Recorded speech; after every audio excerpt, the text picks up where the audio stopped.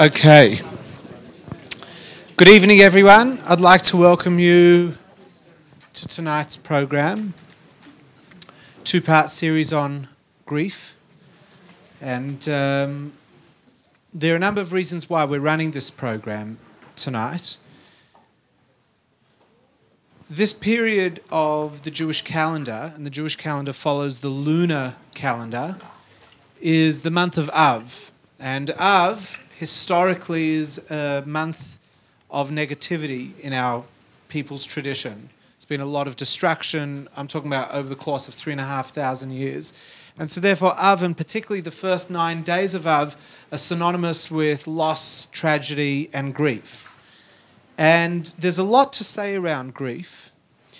And there's a lot that needs to be discussed about grief. And so we thought that this would be a particularly meaningful and appropriate time of the year to cover this subject. And so tonight is part of a two-part series.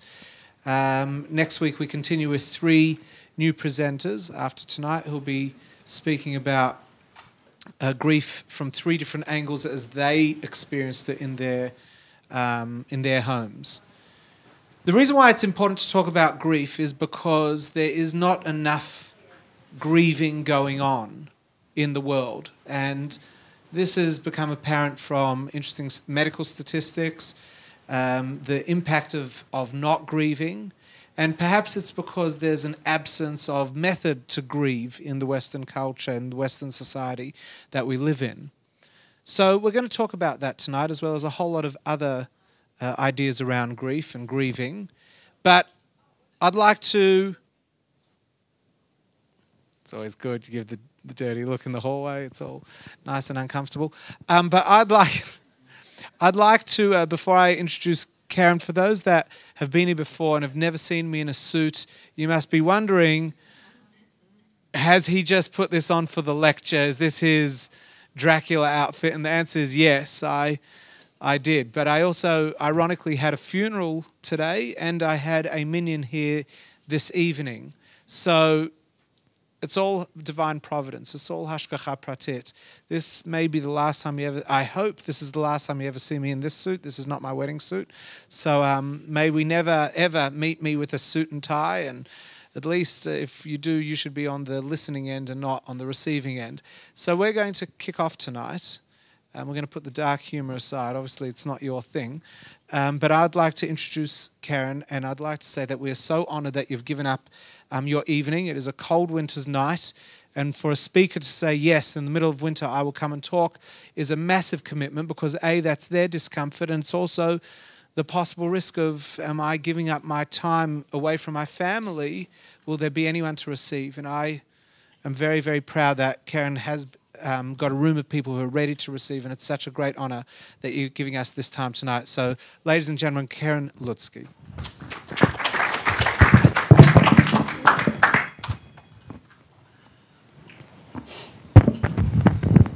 Not a big fan of the microphone, but anyway. Just to tell you all a little bit about me before we start.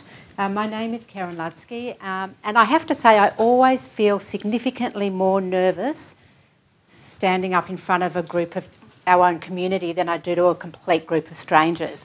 And when I think about that, I sort of think, what's that about? And I think because I actually genuinely care about the community and what I'm sharing and making sure I'm hitting the mark. So with that in mind, I absolutely hope that I hit the mark tonight. So a little bit about me. I have been working in the area of grief and loss since 2000 or thereabouts. And people will often say to me, so what do you do? And I say, well, I'm a specialist grief and loss counsellor. I have a private practice. I deliver a huge amount of training in the area of grief and loss. And by this stage, they're already, so you do like death and dying stuff? And I go, yep, I do death and dying. And the reason that I'm passionate about death and dying is because most people aren't. So we often find ourselves at these periods of time feeling incredibly alone and isolated. So my aim tonight is to give you a little bit of information about grief and what it looks like and what it feels like and what's normal. But but also to very much be here to answer questions. Right? I'm not a big believer in standing up in front of a group of people and just talking because it can get quite boring. So I'm guessing that you all came here tonight wanting something or looking for something. So if I don't address it in the presentation, please don't be afraid when we come to questions to ask those questions. So if we get started and I said to you guys, I want people who have not experienced any grief or loss in your life so far to put up your hand. So I just want you guys to have a look around and just notice the huge amount of hands in the air. And if I asked you, are you surprised that there is not one single hand in the air, what would the answer be? Okay. So at some level, we all know that grief and loss is part of life. Yet let me now ask you that for all of you who have experienced grief and loss of some kind, did it feel normal when you were going through it? No. So the reality of the situation is that we know that we are all going to be confronted with grief and the loss that accompanies that. But most of us are not equipped with how to deal with it when it does hit. So if we start off by saying what is grief, and I know we're all here tonight to talk about grief predominantly from death, but I think it's really important that we also sit here tonight and acknowledge that grief is a process that we may all experience without a death. So I'm stressing the scenario I'm about to give you is made up before you think that I'm a complete lunatic, right? But if I said to you, I didn't sleep last night. In fact, I felt so sick. I had no appetite. My mind was going all over the place because the presentation that I'd printed out for tonight, I couldn't find anywhere. I looked everywhere for it. And I knew I had an electronic copy of it, but I couldn't find my printout. What would you think? Don't be nice. Frustration. I wasn't organised. What else? We've all been there. Yeah, we've all been there. Anxiety. Okay, other pressures. I'd kind of go, toughen up, princess. Print another one. Lots of things that you would say, really, that response does not justify not being able to find the printout. Let me add to the story that, and I do stress that I'm making this up, that when my grandmother died and we were going through her things, there were a couple of packets of printer paper left over. And I decided to take that printer paper, but I would only use it to print out presentations that I thought she would be proud of me for doing and that I felt connected with her. And they were my last sheets of printer paper. What are you thinking now? Grief? Connection? Loss. Connection to the loss. Is my loss now somewhat justified, my grief response? Now you can kind of go, I get it, I understand why she's upset. That piece of paper had real meaning to her. And I think so often when we look at people's grief response, we forget to take the time to work out what does or did that loss mean for that individual. How often do I hear, and it surprises me, the number of clients that come through my door grieving the loss of elderly parents, right? One client I'm thinking of in particular, his 102-year-old mother had passed away. Okay? Now, what support did he get from those around him? None. Why? Because she had a great innings. You're so blessed to have had her for so long. It wasn't a long, drawn-out death. She knew who you were right up to the end. You're so blessed. Yet this man who's all grown up with grandchildren of his own said, I've had my mother for my whole life and now I don't, and nobody gets it. Right? So what we're looking at tonight is not only how we can better support ourselves, but also how we can better support each other by not being so judgmental, by taking the time to work out what does the loss mean to the person sitting next to you, sitting opposite you. The colleague that you might sit next to at work where you think, I don't get it, it was just their cat. What did their cat mean to them? Family member. Right? So we are a fairly judgmental society. Very quick to decide, whether that justifies being that sad or that angry or that frustrated. And we very rarely take the time to find out, what does the loss mean for the person. What is also really interesting about grief, and I think it's one of the few things that happen to us in our lives that affect every single aspect of who we are. So what do I mean by that? When we are grieving, what are some of the emotions that we might experience? Crying. Crying or sadness? What else? Anger. Anger? Pain. Pain? Devastation. Devastation. What else? I'm going to flick forward. I'm going to give you a list. Right, that's a fairly big list. Yeah. So what's really interesting, I'm going to circle this little one here. Relief.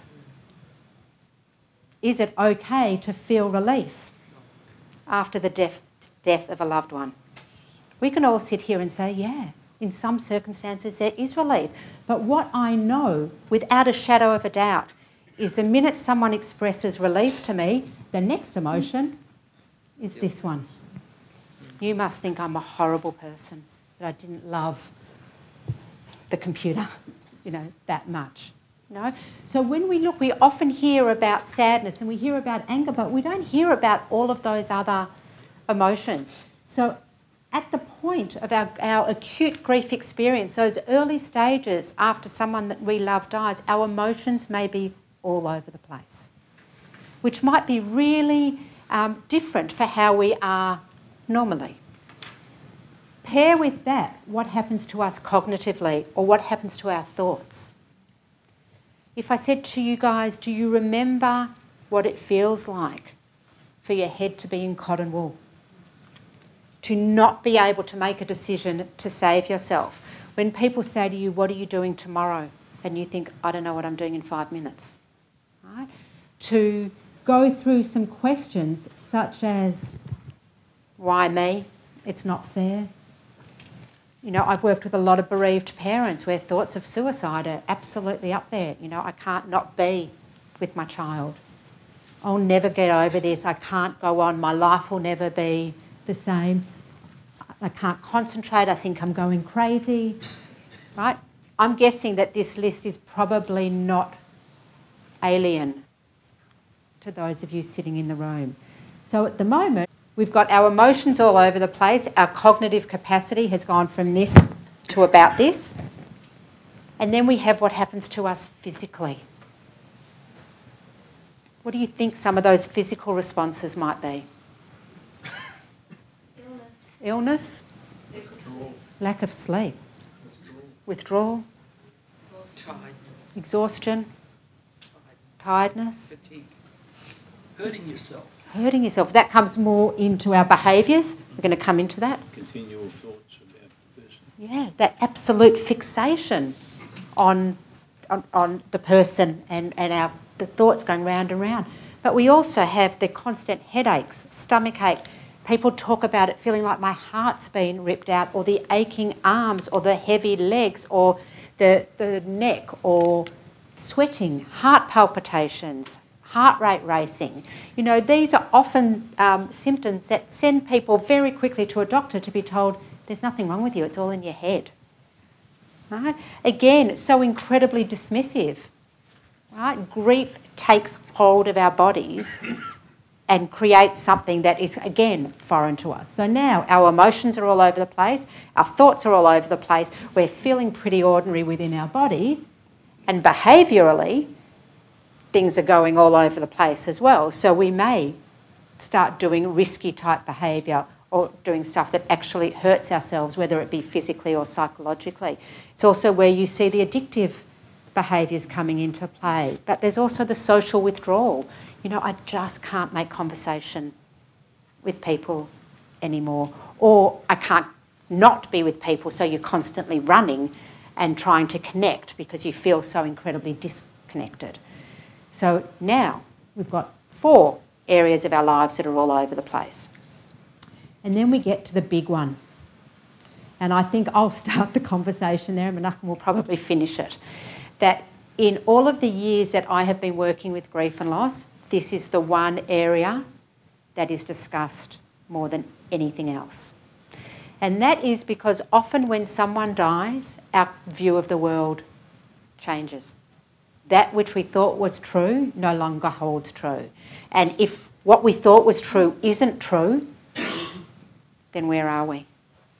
Right? And it's often a time where, depending on your religious, spiritual, philosophical view of the world, you can feel really disconnected. So I work, with people from all backgrounds and all religions. And, I'm thinking of one woman at the moment who was a devout Catholic, and she prayed for as long as she could remember every morning and every night to God. And as her children, she had 2 sons, and as the children got older, her prayers were every morning and every night about protecting her children. Now, her son was killed in a horrific jet ski accident. And when she was sitting opposite me, she said to me, "Keren, you don't understand." And I said, "What don't I understand?" She said, "Not only did I lose my son, I lost God.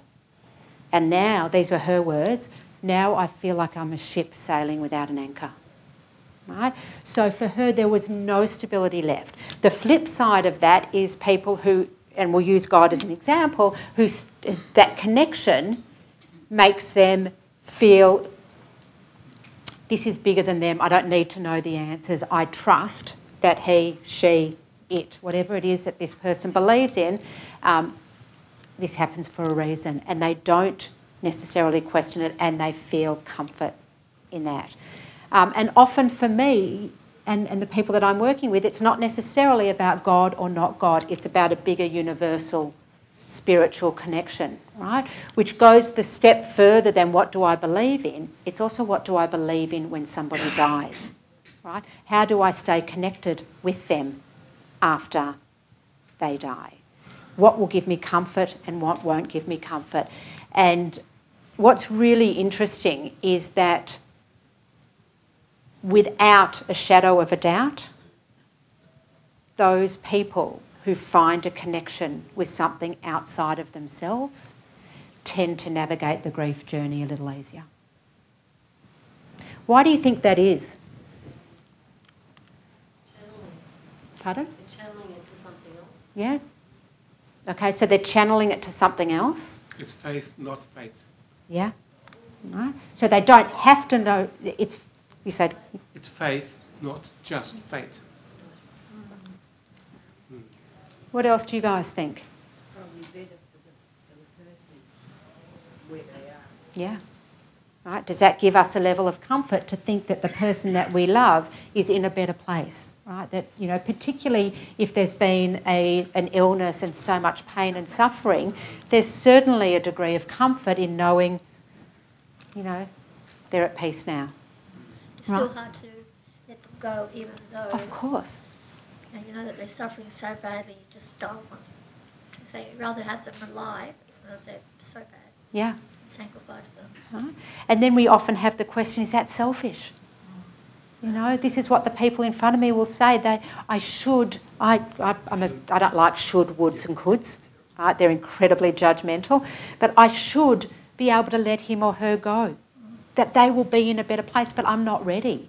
Does that make me a horrible person? No. What does it tell me? It tells me that, the person is loved. Right? And you're not ready to let them go.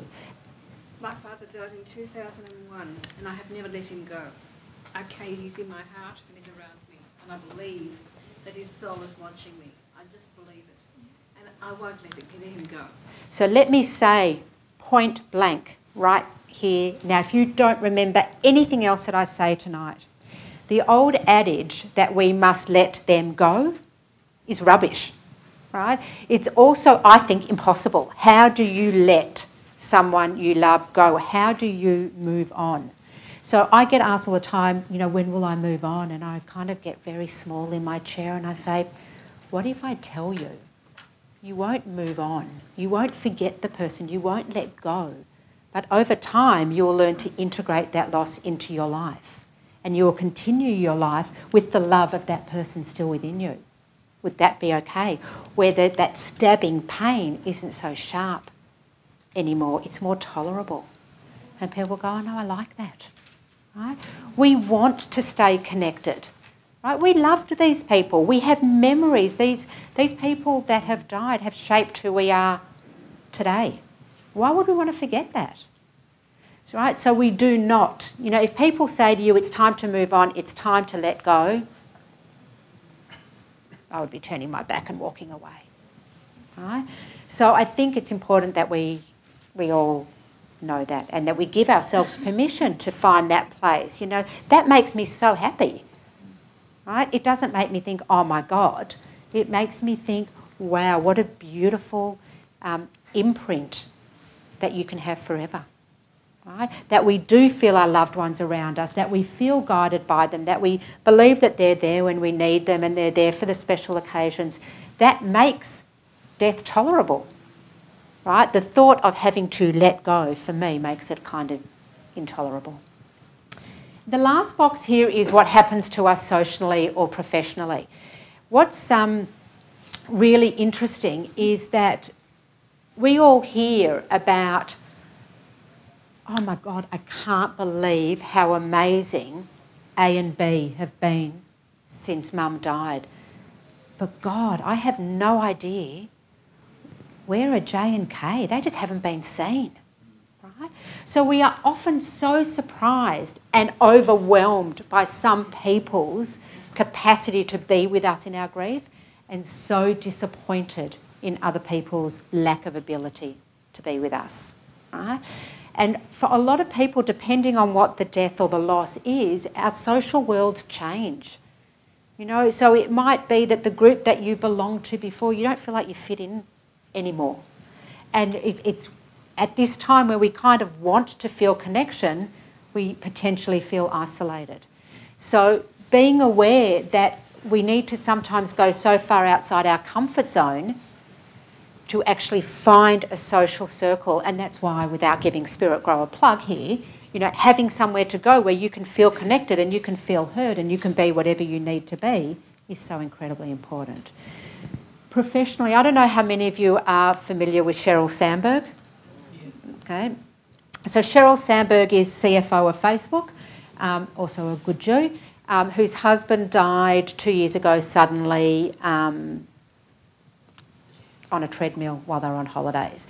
And she talks about what it was like for her to walk back into the office after he died, and people not knowing how to be around her, and her not knowing how does she want people to be around her. So, you know, often I'll hear that I want to go back to work, but I don't want people to ask me about their loved one because I need to hold it together at work, and I can't cry at work. But then they'll come back to me and say, you know, I went to work and no one asked me anything. It was like nothing had happened, and that was even worse. So, you know, often when you're sitting having those conversations with people close to you, help them. Help yourselves to get an understanding, what do you want professionally? Do you want people to kind of leave you alone, or do you want some form of recognition? Right? Because it's important as well. We've talked about all of this. I mentioned to you before that our cognitive capacity is shot when we are grieving, and often it's also a time that we are forced to make decisions. You know, so the decisions can be as immediate as funeral stuff and who's going to do the eulogy, and what happens when 3 people want to do it but you only want one person to do it, and all of a sudden there's conflict and decisions have to be made, and you're thinking, I just want to get into bed and pull the doona over my head and make it all go away. Right? So it's being aware that that is the space that we are in, and are we able to ask for help from those around us? Is it okay to say, I'm struggling, I can't make this decision right now? I will always say avoid making the big ones. right, until you feel clearer in the head. Most decisions don't have to be made straight away. So yes, the funeral ones do, but a lot of the other bigger ones don't. So just being aware that that lack of capacity to make decisions often makes us feel really disempowered, really vulnerable, and often out of control. So just a show of hands, who's comfortable not being in control in this room? I have one hand, right? So what we know about death is it's out of our control, right? So everything about the grief experience, therefore, is often out of our control, and it's just being aware that it's okay for that to be unsettling and it's okay to feel vulnerable in that space. I love this slide because I kind of go, that's kind of like what grief feels like. And I've used this slide, you know, quite a few times, and it was only the other night when I was putting this presentation together that I actually saw this, which was the people sitting up the top of there. And I'm kind of looking at that and going, wow, isn't that interesting? Are they on their way up or on their way down? Down? Right? So we know that there's going to be a fairly steep grief downward trajectory when someone we love dies. But I think sometimes it's worth remembering that we do come up again, or at least flatten out before we go up or down again. So the last two, oh no, this is important. I brought two bits of theory into tonight, right? And I'm not a big believer in grief theory, but I think the two that I'm going to show, I'm going to start with this one first. That often when we are grieving, there is the expectation from people around us that we grieve in a particular way, right? And we are either judged as grieving or doing really well, or God, she's doing badly, right? And often that judgment comes about from what we call the grieving style spectrum. And what we've got with this spectrum is what we call intuitive grievers up this end of the spectrum. Now, historically female, not so much anymore. But our intuitive grievers want to be around people. They're very comfortable sharing the story. And let me tell you all about John, who I loved so much. And it wasn't just John I loved his dog as well. And have I told you about his dog? His dog was awesome. And they're going to spend a lot of time giving you lots of detail. They're also going to be very comfortable sharing emotion with you. They will cry comfortably in your presence. In fact, they'll be comfortable showing emotion, full stop. They're also very much past and present focused, right? So they will very much be the ones of, I don't know how I'm going to move on. I don't know where to go from here.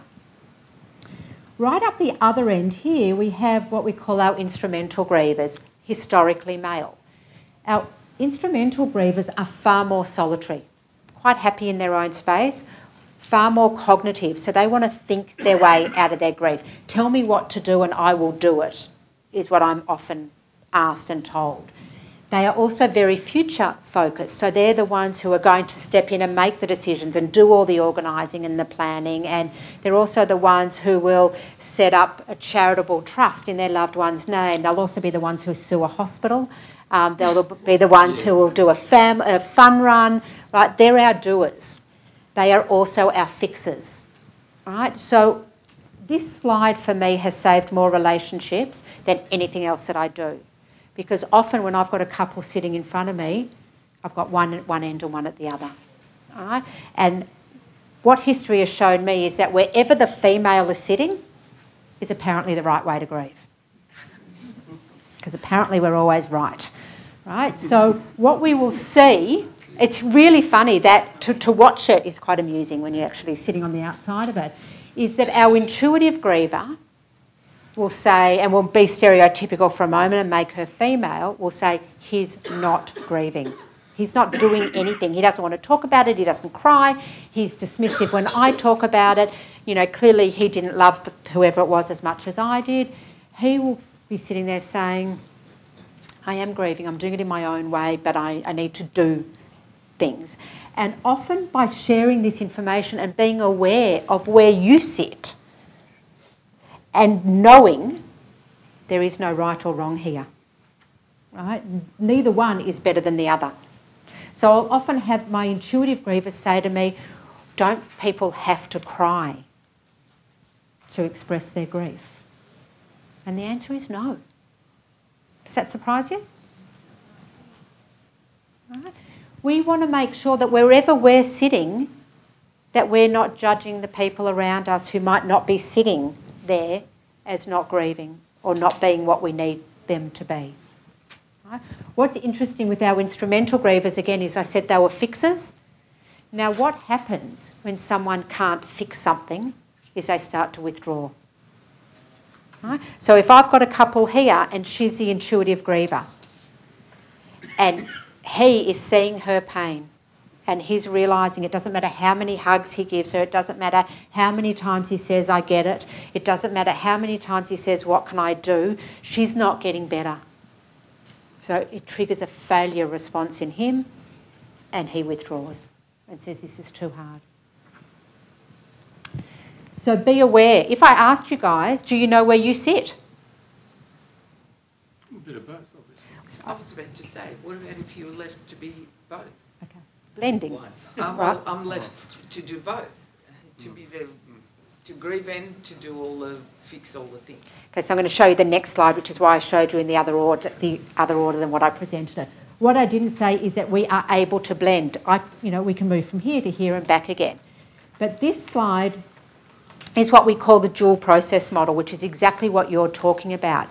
Now, this was developed by two people, Strobe and Schutt, who said that for healthy grieving to take place, it occurs in two different domains, one being loss orientation, whereas that's the time that we spend really feeling the pain of the loss. Over here is our restoration orientation, which is doing the things that we now have to do. Like it might be learning new skills, it might be taking on new roles, it might be organising things that there is no one else to organise. What they say is that healthy oscillation or healthy movement between the two equates to healthy grieving. Does that make sense? Yeah. Right? So what you'll also notice is if we go back to our intuitive grievers are more comfortable here. Our instrumental grievers are more comfortable here. Right? So if you have people around you and you know where they sit, play to their strengths. Right? If you are feeling really vulnerable, low energy, not a lot of motivation, and you need to get stuff done, can you find someone near you who can sit in that space? How am I going for time? Okay. I like this analogy, which says a broken leg once set can heal beautifully. However, if it is broken and not set in the right manner, it can get infected or heal in a warped manner, and a limp may result, and at worst, death can occur. Grief needs padding and support, cleaning of the wound, and time to heal without too much pressure, just like a broken leg. And what's often interesting is we respect a broken leg more than we respect grief. We're hard on ourselves. I should be able to do better. Everyone else navigates this grief journey, why can't I? And, the reality is that I think it's a bit like new mothers. No one tells new mothers how hard it is, right? That you're going to be exhausted beyond exhaustion, that feeding is really hard, that it's not all this, euphoria that people think it is, but no one talks about it. And I think it's the same. Often people will hide their true grief.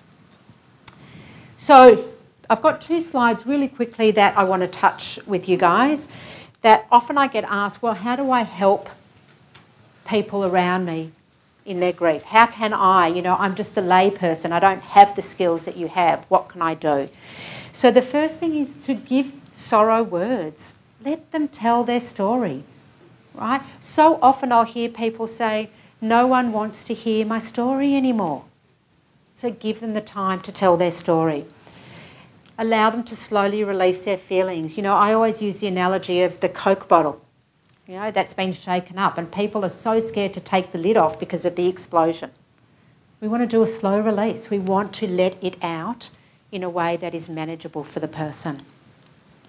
Know that they will have the occasional outburst, and they will probably be mean to you, and they'll probably tell you to go away and leave them alone, or they'll tell you you're a horrible person or whatever it might be, but they don't mean it. right? They just have no other way to vent what they don't have words for. Sometimes people need to be alone, and we need to respect that alone doesn't always mean lonely.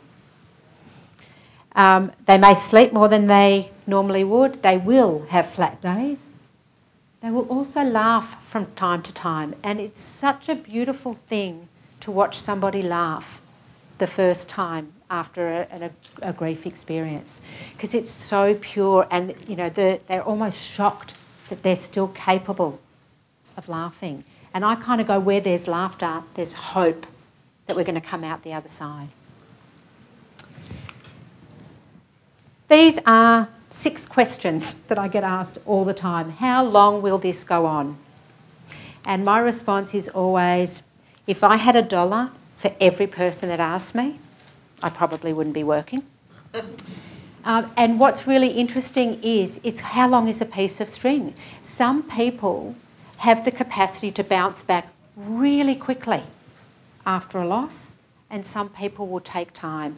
And what I will say, and it'll be dependent on the situation, but I'll often say to people, I can't give you an answer of time, but what I can almost promise you is one day you're going to wake up and it's going to feel lighter. Something's going to shift. The weight on your shoulders won't be as heavy, and you'll know that the worst has passed. And I remember saying this to a bereaved mum, you know, a number of years ago, and out of the blue one day she rang me. I hadn't seen her for a really long time, and the conversation went like this: Keren, you were right. And I said, that's lovely, but what was I right about? And she said, this morning was the morning. Still didn't know what she was talking about. This morning was the morning for what? It doesn't feel as heavy, right? And she started crying, because for her it meant that the worst had passed. Am I going crazy? The reason I love working in grief and loss is the spectrum of normal is huge, right? Absolutely huge. And I know it doesn't feel normal when we're going through it, but I very simply state, if you are not hurting yourself or somebody else, whatever you're doing is fine, right? If it is working for you, if it is giving you a degree of comfort, keep doing it, even if it feels crazy. Do I have the right to inflict this on others? I don't know if this is a Jewish thing, right? But we are martyrs, right? We are meant to be stoic. We are meant to protect those around us from our pain. So we feel, at what point should I stop showing people my grief? And what's really interesting is the time frame that we give ourselves is not very long. So do I have a right to inflict this on others? Let me ask you, would you be disappointed if the people close to you felt that they couldn't show you their grief? Right? And I'm guessing the answer is probably yes. Even if we feel uncomfortable with sitting with it, we would want them to show. I just said, is there a right or wrong way? If you're not hurting anyone or yourself, go for it. How do I know when I need help? That's a really good question, and the short answer to it is when you are no longer functioning in a way that feels okay for you. Right? We expect, in what I call the acute stages of grief, that we don't function well, and that's why, particularly as a community, we are really good at making sure people have food and helping them emotionally and physically, and really being hands-on in those early stages. But at some point, we all have that switch within us which says, this has gone on too long, right? I want to be able to be doing the things that I used to do quite normally, and I'm not. What did you say about the loss of health? Falls into the same category, right? So the loss of health in some ways is, I think, even harder than a death loss because it's not finite. Right? So where there is loss of health, there's so many losses along the way, right? That again, people will say, don't be silly, you're still with us, aren't you? And you're sitting going, but I can't do this and I can't do this and I can't do this anymore. So again, you know, when that loss, whatever that loss is, becomes overwhelming to the point that it is stopping you functioning in a way that is, as said, meaningful to you, That's when you look for help. And does counselling help? I ask myself that every day, and I'm a counsellor. That I often look and I think, what is it that I do for people? What is it that I give to people? And it's the opportunity to tell their story and be heard in a non-judgmental way. It's also the opportunity to have their experience normalised. It doesn't feel normal. So the number of people who lean in really close to me and say, Keren, I think I'm going crazy. What makes you think you're going crazy? And they'll then share something with me which is so normal, but it's not their normal. Right? So, I don't think counselling is a magic wand. It helps a lot. But it does help a lot. It does help a lot because I know as I was with Grieving and I rang up a grief line quite a few times because I was pretty bad. And she said, look, you're really grieving bad, I didn't know what was going on at the time. Yeah. It was just sort of, my whole life was just tipsy-turvy, and that's what she pointed out. Yeah. Right. So sometimes the biggest gift that I give people is you are normal. This is normal, even though it doesn't feel normal. But what can I now do to help you sit with this a little bit better? What do you need? Other supports? What do we need to put in place so that it feels okay to get up tomorrow? So I'm going to leave that slide up there. I don't need to go through it. I'm going to hand over to you.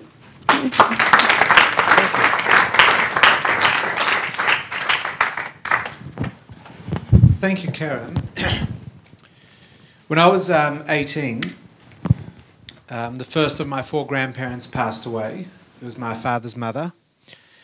And it was the first real death in the family, from my perspective. It was here in Melbourne. I was there when she actually passed away, and that was the first time I'd seen a person literally fade out. And that was an interesting experience that I couldn't really put words to. But I noticed the change of colour as it happened. And then I remember the shiva period that my father and my uncle sat, the week of mourning. And strangely, I remember it being such an amazing family time. There was lots of laughing. Everyone was just hanging around. My grandfather was there, my father, my uncle, and then it was cousins. And yeah, community people coming through and all that. But we just enjoyed the shiva. And I remember thinking, this is so wrong. We should not be liking this. But I never discussed it. Everyone went through what they went through. And I remember later talking to friends about their grandparents dying and the shiva experience for the family. And I discovered it's perfectly normal that people laugh and people cry through the shiva period. And I found it fascinating. And the same was true pretty much for 2 of my other grandparents. I wasn't there for one of them because my mother and my auntie sat shiva in Israel.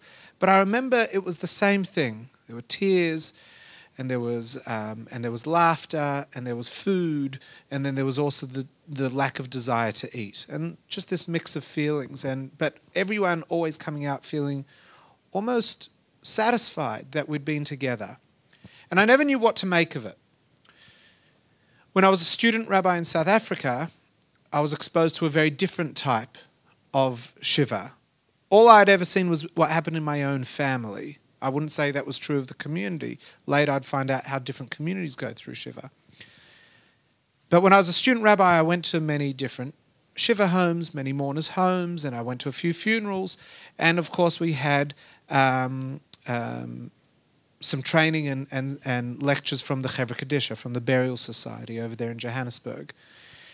And I have a pretty dark sense of humour, and I remember when they'd make pretty dark jokes, the members of the Burial Society, never inappropriate, but always a black humorous joke. And I remember laughing. And I remember even years later thinking, surely that's not appropriate, that's something that is laughed at. But it was something that I discovered in all jobs which are confronted with death and pain. There are those that use humour as an outlet. But I always found it odd And I just left it there. Early days, here back in Melbourne as a rabbi, I remember going to my first few funerals and not really knowing what I was doing. I just follow the book, do what you've been trained to do. But I found I knew how to bury someone, but I wasn't confident in what my role was as the rabbi. And the other thing that I noticed in South Africa, and it continued on when I came back here, was this need for everyone to make sure that the mourners would never actually cry, at least not in front of anyone. There were comments, and I remember this early on, there were comments like, darling, I hope, from one friend to another, darling, I hope you're going to go away next week. Get out of town. I remember thinking like, that doesn't sound at all like what I told them to do, according to the Book of Mourning. And I started delving into death and the Jewish way of mourning and grieving beyond what I'd learnt. Years later, a number of years ago now, I discovered 2 volumes of mystical writings written by Reb Chaim Vital, the Rachav, a student of the Arizal, so 16th century stuff, on reincarnation. Read it cover to cover, read it cover to cover again, changed my perspective of death, changed my perspective of a number of things. And since then, I've had this fascination with after death and death in Jewish spiritual writings. And it started informing my approach to helping people go through the journey of grieving. It also brought greater meaning and context to what is actually in place and what has always been in place in Jewish tradition as the way of mourning. And so I want to talk a bit about that this evening.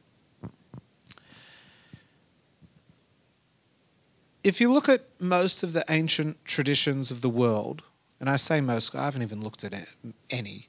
I know what it says in Judaism, but I know this exists in the others. They all have methods of guiding a person through grief and loss. None of them take 24 hours. They all acknowledge that there is a long journey. And what I discovered is that in Judaism, that journey is actually from the moment of death until the moment of death for the person who is mourning. We never get over it, nor are we told to get over it. And that's because the soul doesn't get over it. When a person passes away, it's important that at some point we reflect and realize that a person doesn't live and then die, but rather a soul exists, it's born into a body, it remains in that body for a period of time, and then it leaves the body. It's part of something that has been going on for far longer than the 50 or 100 or 120 years of life that a person exists in this world. But just as it has been here prior, so it is still here after. And when I say here, I don't mean here, but I do mean here. I often like to point out to people that the Garden of Eden and the idea of heaven is not 14.5 billion light years away. That if you travel in a rocket at the speed of light to the edge of the universe, you'd discover heaven. And that's where all the souls are, I don't know, plucking daisies and sitting on park benches and frolicking. I had to make my dark humorous joke. There is none of that. But on the other hand, it doesn't just disappear. Heaven is actually right here. For anyone that has ever lost a loved one, your loved one is right here as much as they're not here. The only difference is that we have no medium. We have no way of connecting with them because our physical eyes don't see the non-tangible. Our physical brain doesn't understand the notion of infinite. And therefore they are detached. Some people may talk about experiencing those who have passed on, feeling their guidance or that there was a blessing. Some go even further. I don't judge. I hear, I don't know. But what I do know is that loved ones don't leave, but they don't stick around either. They're not ghosts, they're not lost spirits. They are in a different dimension. There are multiple dimensions of reality. And therefore, if they still remain present and just we don't have a way of connecting, that means we don't have a way of communicating, but there is still a deeper connection on the level of soul called yechidah, the point of oneness. Well, that means I don't need to get over it because they haven't gone anywhere for me to get over it. The only thing we need to do after death is come to a point of balance where we can continue to live by our definition of physical life with the new reality of this person not being in our life. That's it. We don't let go of them. We don't release them. They don't release us. We just recalibrate. For some, that might take a few months. For others, it may take 50 years. And I don't need to tell you because you've actually heard it from the experts. Everyone's different. And I'm not here to talk about that. But what I am saying is that we never actually let go. We're always connected. And post-death, there is the idea of soul groups, the idea that we all belong to different soul groups, and most family members will be part of a single soul group, which is a far more interesting and complex but not boring subject at all. And we do return to our soul groups. It doesn't mean we meet grandmother, father, mother, sister, brother, daughter, because those are body, those are physical relations. We actually have far greater relationship, much like you and your imagination are one, much like you experiencing love as opposed to just like. These are far more complex emotions and feelings than just, oh, I have a tendency or I like to kick a ball. It's that deep feeling of love you have with someone else. So what happens after a person dies? What is our journey that those who are left behind go on? So the first thing that takes place in our tradition, before I go into the first thing, the design of mourning in Judaism is one which forces the individual to confront their reality. What we don't want to do is escape the reality. And if we do, halakha, the Jewish way of life, says, no, it's not happening. You're going to confront it as painful as it is. Now, why this is important is because for all of us that may think, oh, I'm tough, I shouldn't be crying, I shouldn't be, halakha is like putting us right in front of the mirror. No, cry. Be sad. Be uncomfortable. It's part of being human. In fact, if not, what's going on? And I've read interesting studies over the years about people who don't grieve and the impact that that has on them 6, 8, 10 months later. There's no commandment in our tradition that says thou must be macho. I don't even know how to say macho in Hebrew. I suppose it's gever or gibor. That word doesn't come up in context of death. What we do need to do and what we instruct to do is actually mourn and grieve. But we're not told specifically what our emotional output should be, but we are taught what we should do. One of the things that I always found, I did a funeral last week, and so the family called me, all the normal, and I like to go visit them if I can, otherwise they'll see me, but I'll try to go to the family because that's the way, that's the dignified and respectful way in our tradition. And there was so much laughter. Everyone was laughing. There wasn't a tear in sight.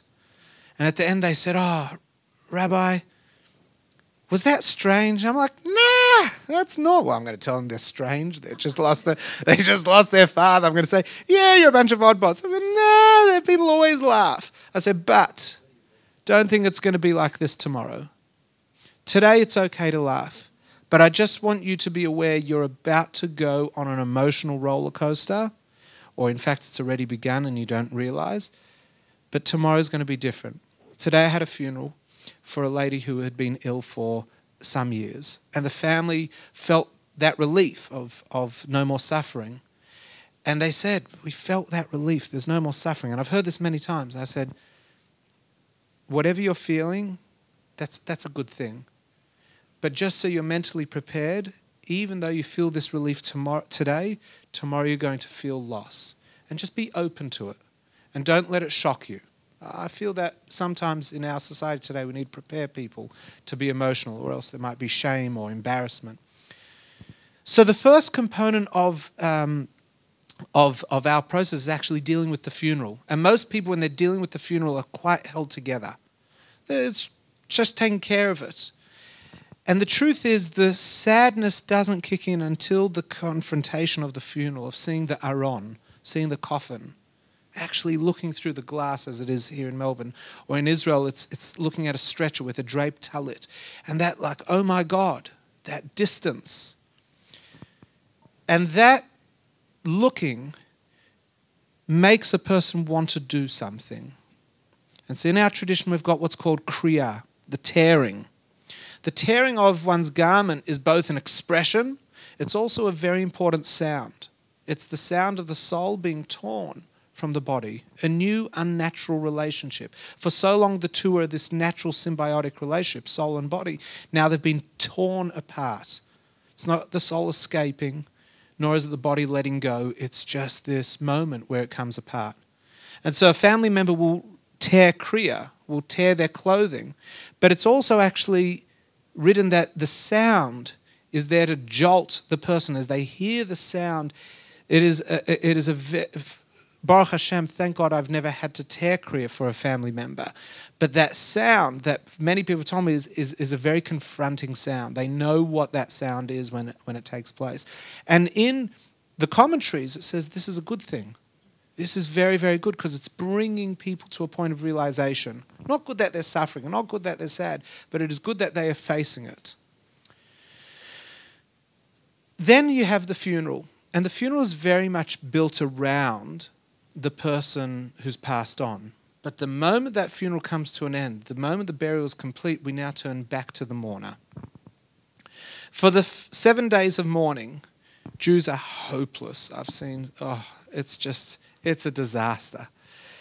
Immediately, there is this, what I notice, not everyone, and I'm sure no one here, it's everyone else, feels the need to comfort the mourner. And they start talking and they start sharing and either it's at the cemetery or it's already at home. And it's actually coming from a place of discomfort, of not knowing what am I meant to do? What am I, as a friend or an extended family member, meant to do? And so we do what we do best when we're nervous. We chatter. We just talk. Or we try to take control of their emotions so that we can handle it. And I'm pointing it out because I see it and it is a very natural human thing. And actually in our tradition, it's not the right way. Not to say that someone's done something wrong, but let me share with you because I'm sure you'll be involved in comforting someone else or seeing someone else who's needing comfort and you'll know what to do. For the first 3 days of Shiva, for the first 3 of the 7 days of mourning, when a person enters into the mourner's home, they're not to say anything. You don't say hi, you sit down and you look at them. And you create that awkward silence, or maybe not an awkward silence, you give them the space to talk. So you don't walk in, hi, how are you, let me tell you a story. For the first 3 days, one's not supposed to talk. You wait for them. Once they talk, you can talk back and you can go anywhere. But it creates this vacuum that forces them to come out a little bit. Maybe they won't, but you're creating the opportunity for them. The last 4 days is the opposite. You can walk in and you can initiate a conversation. We don't say hi, we don't have pleasantries, but we can have a bit more sound in the room. Because by then, they've shifted. Already after 3 days, there's been a shift. Now, if we look at the mourners sitting there, mourners in our tradition are very distinct. They sit on low stools. They wear their torn garment the whole week. They often have grown stubble if they're men. In our tradition, we don't shower for the week except late Friday before Shabbat. We don't change our clothes. We don't engage in any sexual activity. We don't leave the house unless we're sleeping in another residence, in which case we go straight home. There's no walking outside unless it's to the backyard. There's no leaving the property. There's no comfort. And people go, oh, it's so harsh and so cruel. There's no shower. And it's not that. We can all survive. I mean, my kids can survive 4 months without showering.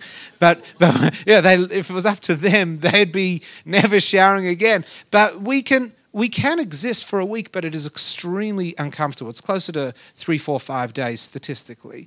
But it's very uncomfortable. And it forces the person, why am I not showering? Because I'm mourning. Who am I mourning? Why am I sitting on this low stool? Oh, because it keeps me uncomfortable and conscious. Why do I have to be uncomfortable and conscious? Because I'm mourning. Why do I have to wear this torn garment? Oh, because I'm mourning. Why is everyone coming to me? It's giving me a headache. So you can create rest times. because I'm mourning. By the end of that week, there is an interesting similarity between the end of Shiva and the end of Sheva Brachot, the week after celebrating a bride and groom. A bride and groom, when they get married, go through 7 days of celebration. And there should be, at every meal, 10 people, so they can make all these additional blessings. And they celebrate, and it's almost like the Indians. They celebrate, and they celebrate, and they celebrate. It's this 7-day affair. And if you ask any bride and groom who goes through this religiously, there is one thing they cannot wait for: being alone. They cannot wait to be alone. Now, as many funerals as I do, I also get to do weddings. And one of the things I've discovered is the post-marriage blues. More common in girls than guys, but I see it in both. And what that is they've had 8 months of build-up of bridezilla and all the rest of it, getting ready for their wedding. Oh, my wedding, my dress, my suit. I haven't got my suit yet, but I like when my soon-to-be wife makes fun of me for not panicking. They all love it. The band, the music, the photographer, the videographer, the location, the chuppah, the ring, the food, the tasting, the band, the music. It's never ending. And then finally they have the 8 hours of their wedding, and it's always, oh, Menachem, was our wedding the best? And it's like, well, of course.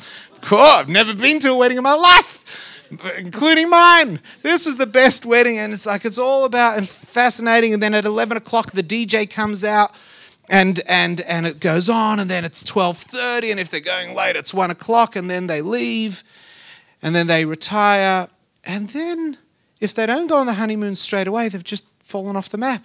Nobody's giving them any attention. You're yesterday's couple. There's another weekend this coming weekend. There's another wedding this coming weekend. Or they'll go on their honeymoon, they come back, and there's a bit of a downer. There's no one doting on them. All that hype, gone. Whereas with the Sheva Brachot idea of a week, of you can't escape, there is no privacy, because you're always being chauffeured from this meal to that meal. This one wants to say Mazel Tov, that one wants to say Mazel Tov. You come to shul and they do another lolly throw. It's crazy. All you want is a bit of privacy. In fact, you want a whole life of privacy. With Shiva, there is so much that's there. There is an exhaustion. And what's absolutely beautiful is as the Shiva comes to an end, someone does the opposite. If the whole Shiva was about getting the person to focus on their reality, and there are a lot of tears because you can't escape it. There's no distraction. You're not supposed to work unless you have to, but you don't. People do. I'm not going to go into the laws, what you can and can't, but people refrain from all those outside. People don't watch TV. They don't listen to the radio. They don't listen to music. What are you doing? All you're doing is talking and thinking about your loved one and your relationship with them. Come the end of Shiva, the opposite. The rabbi walks in, or someone walks in, or someone gives you a call and says, like this is how we were instructed to do it. You'd be like, what do they learn in rabbi school? How to talk to people. 2 words. Get up. It's not, hey, how are you? Oh, you know why I'm here. It's no, you walk in and you have to abruptly tell them, get up and go out. And they change their shoes. They put on some comfortable walking shoes. And they walk out of the house and they walk to the right, all sorts of Kabbalistic symbolism as to why they walk to the right. And it's the first time that they've been outside. And now it's the reversal of if they wanted to stay in, they're told, no, you have to leave. It's time to begin moving on. But it is not time to go to Singapore. It's not that just put it behind you or anything like that. It's now begin to see the world and work with your new reality. In our tradition, grieving continues in an intense way for another month, then another further 2 months, to a lesser degree, and to a total of 12 months. So for a full year, we grieve quite intensely. For a year, people who are mourning won't go to weddings, won't go to a joyous occasion, won't go to any live concerts, won't listen to music. There are all sorts of things. Why? Because they're mourning. Come the end of that year, people cannot wait to start to move on in a new way.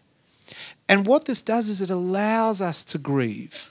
It almost forces us in a time in where we almost don't want to. And that's what the Jewish path is.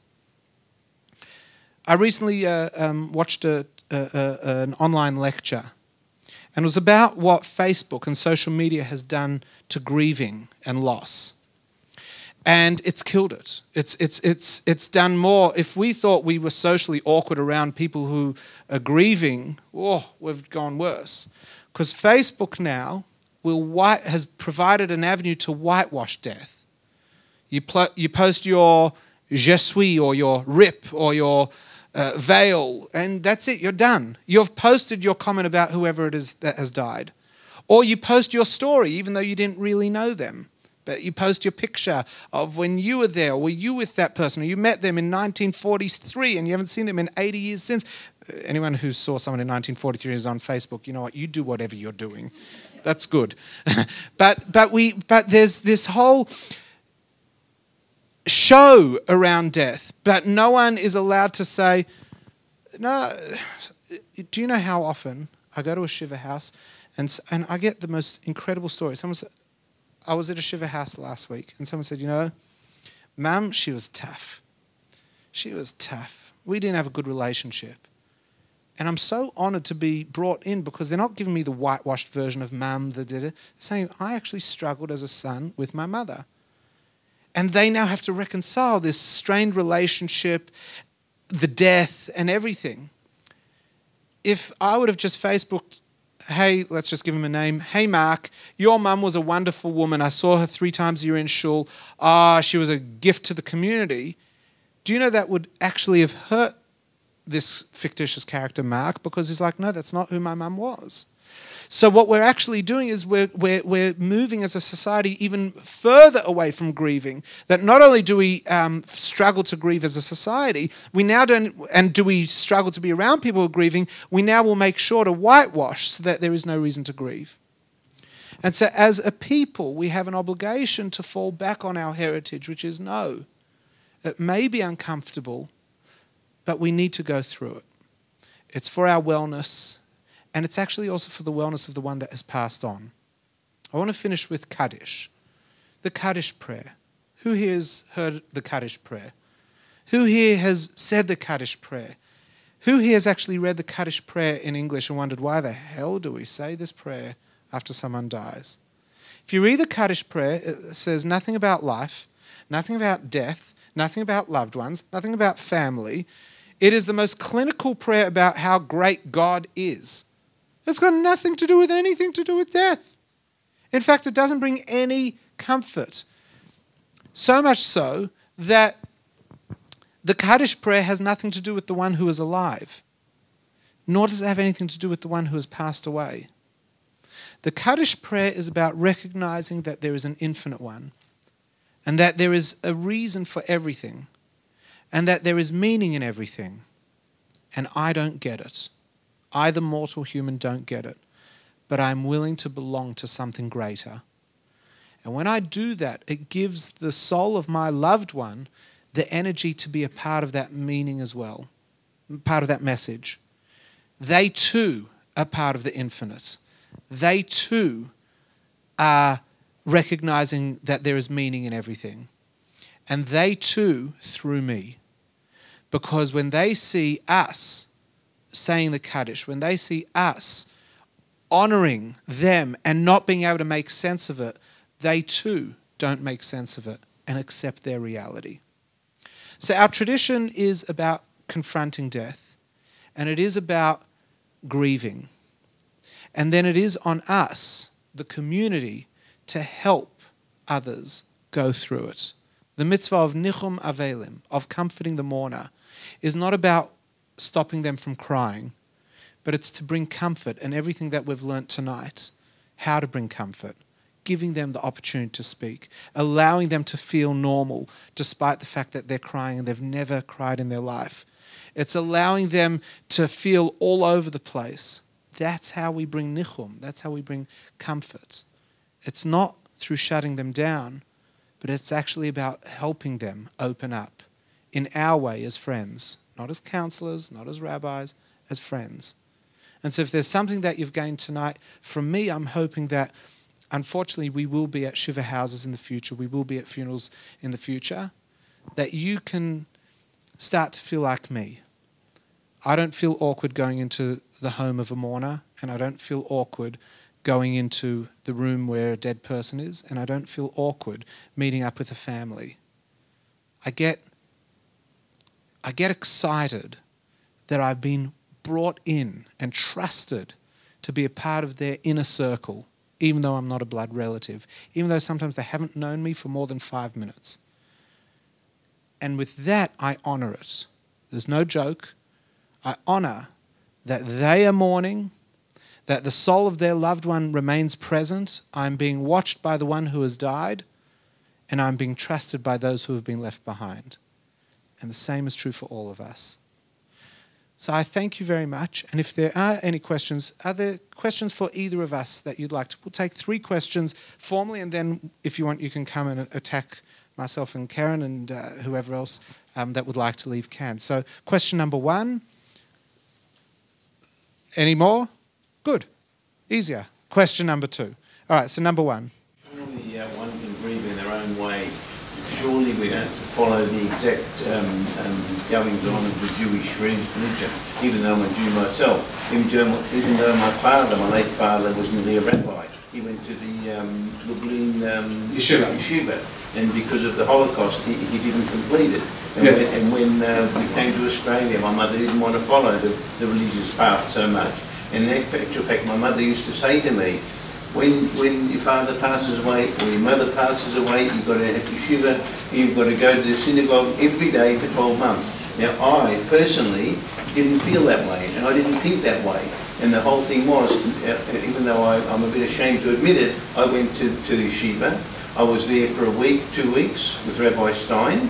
And in the end, I paid somebody to say shiva for my mother. But it's not to say that I didn't think of my mother every day. Yeah. There's so many times I say to people what my mother used to tell me, and I always remember what she said. So I love her very much. And I still, and it was in 2010, 7 years ago, my mother passed away, and not a day goes by where I don't think of her. Yeah. So that's a really, really good comment. And there was a question in there which was, surely there are other ways to grieve. And the comment is very important because the answer is, of course there are. Each one of us is unique, and we will have our own bond and we'll have our own processes. I suppose systems are created for the masses.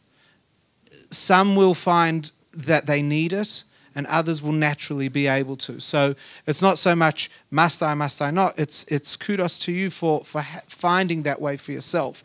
And for those that will find comfort within the Jewish system, kol tov, wonderful. But definitely, and by the way, the idea of paying someone else to say Kaddish in itself is a very admirable thing, and it's sourced in our literature, because when you give money, you're giving of yourself. You earned that money.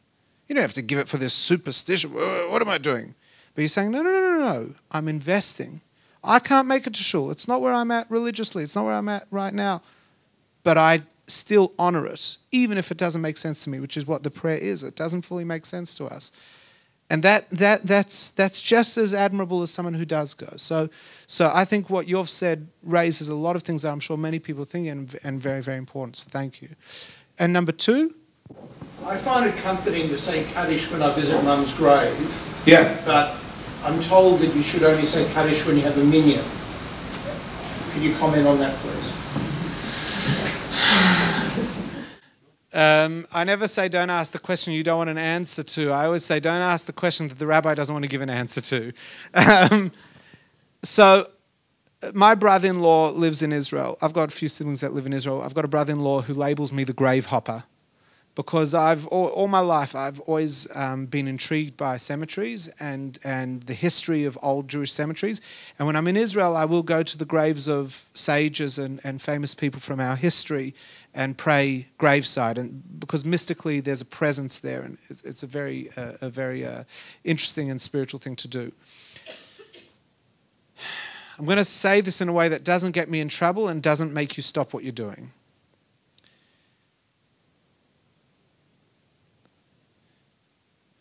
Once the students of Reb Lev Yitzchok of Berditchev, who was a well-known mystic in the old country, asked him, what is it that the angels say when they see someone who's doing something that isn't necessarily correct? And they were expecting him to say, sinner, that the angels look down on such a person. He said, you know what the angels say?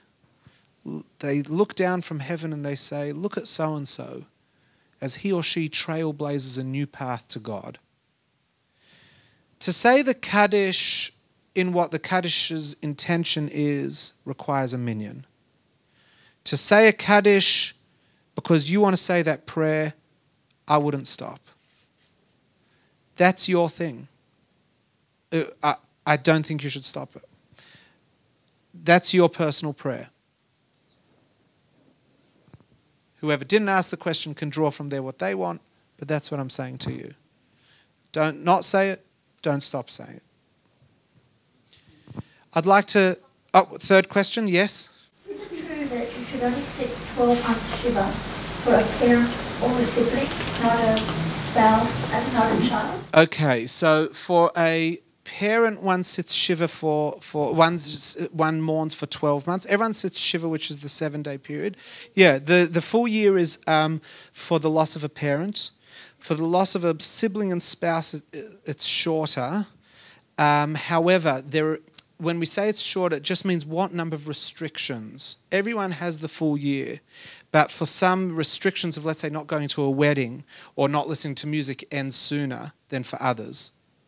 So everyone has that full year of mourning. Now, what people may not know, just to build on that, is do you know that grandchildren are considered mourners in Judaism?